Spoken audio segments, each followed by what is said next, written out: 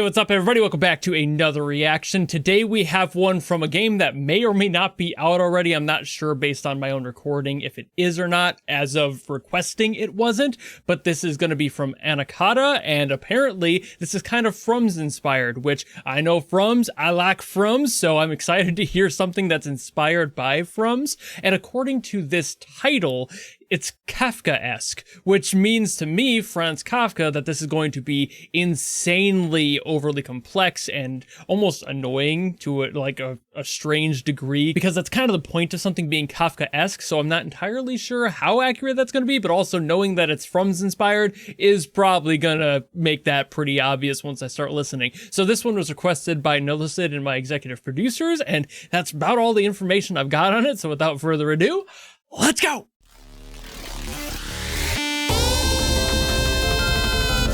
Well, that's a start.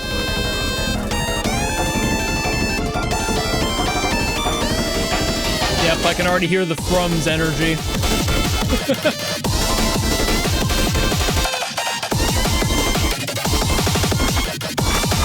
Yep.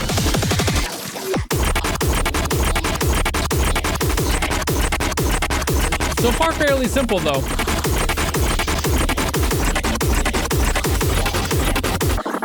At least compared to what I was expecting. But the night is young.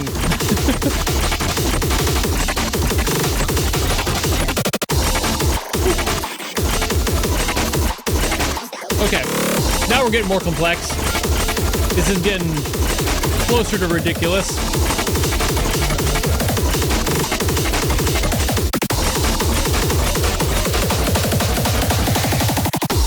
Okay. And now we're simplifying a little bit.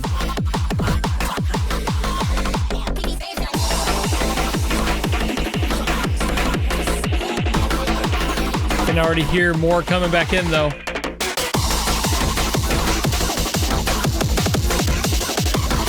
A little bit more of that breakbeat sampling in there.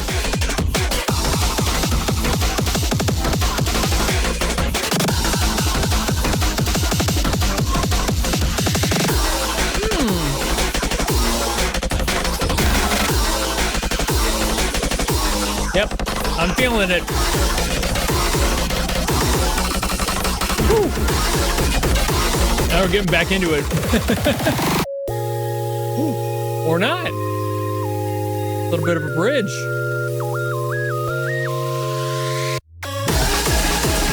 Ooh.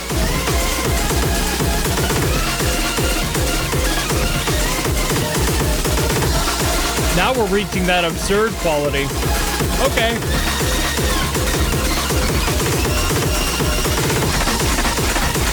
Yep, we've lost the plot. There's now barely a consistent time signature at all.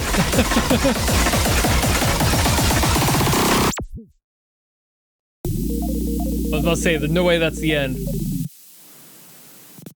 Oh, it was? Okay, I thought that it was going to have something else there. It caught me off guard. All right, fair enough. Despite being a little bit surprised at first, I ended up being very, properly whelmed by the end of that song, which is a good thing in this case because of the whole thread of it being Frums-esque, and I was like, oh no, that could mean a lot of things. It means one thing specifically, and that is a very complex sound design, dense, lots of breakbeat sampling, kind of his favorite thing to do in general, and it just, that's the Frums way, right? But then also the theming of Kafkaesque, I wasn't sure how literal that would be, but again, by the time I was listening to it and kind of feeling it out, I like that it got a little bit more simple and easy to feel out and understand, and then it got more back into it, and then kind of cranked the dial even further on the song's absurdity and how you couldn't really follow any of it, and that's something I would definitely define as Kafkaesque. So I really think that that was great fucking theming in general. I think they did a great job with that.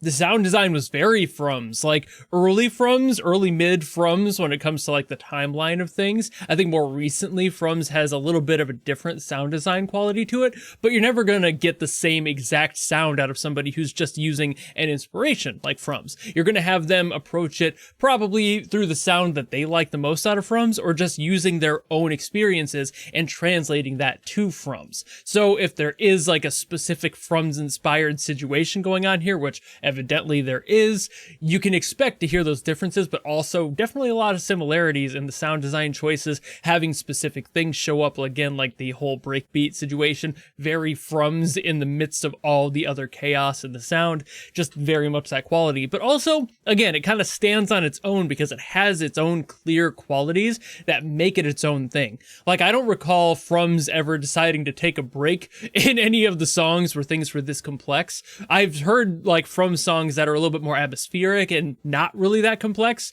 at least in the like in your face sort of way. So this kind of blends all of the fun that Frums has in basically their whole discography and kind of makes it into its own identity. And I like that. I really do. I think that that's really fucking cool how they managed to make all that work together and keep track of things. When it comes down to the music theory stuff, like I always say, it's hard to tell with a lot of electronic stuff, especially genres like this that are a lot more heavy on the sound design complexity. You really cannot track what's going on music theory wise unless I were to fucking spend hours trying to dissect this stuff. I'm not personally that good yet. I'm not like a direct composer, so I don't have the like super refined ears of years of experience to be able to hear this and go, oh yes, that's an F sharp G minor. You know, I can't just slap that out there. You know, there's other people out there for that. I'm not Charles Cornell. I say that quite often, but at the same time, I do my best with music theory. So when I can offer it, I do. But for songs like this, I'm nowhere near good enough to be able to piece and part out what actually is relevant and what is just honestly noise in the sound design. So if I ever get to that point, you'll be the first to know, but for a while at least, I'm not going to be trying to do any of that, and I'll just stick to appreciating the sound design as is and why it's there, because all of, again, that complexity in here, it works for the theming of both it being kind of Frums inspired and also the Kafkaesque thing, because again, that means absurdity, that means something that is kind of stupid in a way, but also there is like a logical basis to it. It's just one that is so laced in absurdity that it's hard to really understand. Like, for example, an insane kangaroo court style system, you know, just something where it's nuts and you're like, this is ridiculous. How the hell could you believe that? That's the sort of like absurdity that Kafkaesque stuff media has in general. And that's why Franz Kafka did that sort of thing, was to bring a light to that sort of situation. So I think this song does something very similar, and they did it very fucking well. Again, the production, very similar to Frums, so that leaves me with already good thoughts about how they handled the production, the mixing and everything. Despite all of that chaos and all of that sound and noise in there, they managed to make things clear. I could still tell there were chords in here. I could tell there was a direction. When they wanted to bring back the breakbeat stuff, I could hear when they were reintroducing that instead of just throwing it in out of nowhere or burying it deep underneath all the noise and not being able to hear anything. So again, they did a really good job at getting that sound together and keeping that theme of chaos and confusion really intact. I'm not sure what the context of this song will be when it's introduced into the game for whatever reason, but at the same time, I kind of fuck with this, you know? Like, I like this sound, I like the approach, and I think they did a great job both at creating that Kafkaesque environment and also paying homage to somebody that they enjoy, like Frums. But I think I'm done yapping on this one, so thank you all so very much for watching. Thank you, Nullsid, for putting this into the queue so I could listen to it, because again, really like the sound, honestly. And if you have something else you want me to get to, by all means, drop in the comments below, and I will do my best as always to get to those. Or if, like Nullsid did, you want to guarantee that I listen to something, you can always go to my Patreon or my YouTube memberships, or you can force me to listen to something. Doesn't matter what it is, what it's from, who it's by, doesn't really matter. That's why it's a guaranteed request. But if you don't want to do any of that, maybe just want to follow me and support me for more stuff coming in the future, you know how to do all that. And I'll see all of you in the next video. Goodbye!